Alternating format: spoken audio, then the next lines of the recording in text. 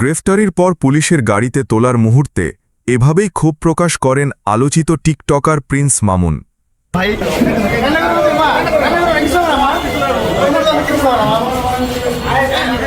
দেশের আইনের প্রতি শ্রদ্ধা রাখছি, আমি জানি দেশের আইন দেখছে। আপনাকে আস্তে আস্তে নিয়ে আসেন।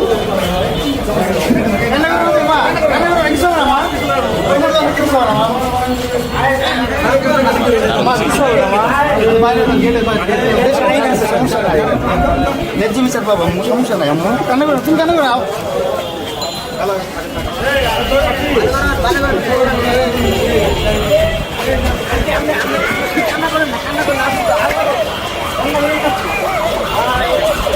আমি দেশের আইনের প্রতি শ্রদ্ধা রাখছি, আমি জানি দেশের আইন দেখছে। আপনাকে এখন কোন মামলায় গ্রেফতার করা হলো? এই মহিলা শুধু নোংরামি নষ্টামি করার জন্য সোশ্যাল মিডিয়াতে আছে, আমাকে এতে ঢাল বানিয়ে ব্যবহার করে।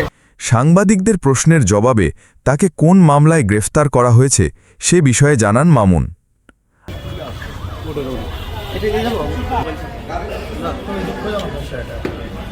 সোশ্যাল মিডিয়াতে ঘুরে জেল হাজত থানা নিয়ে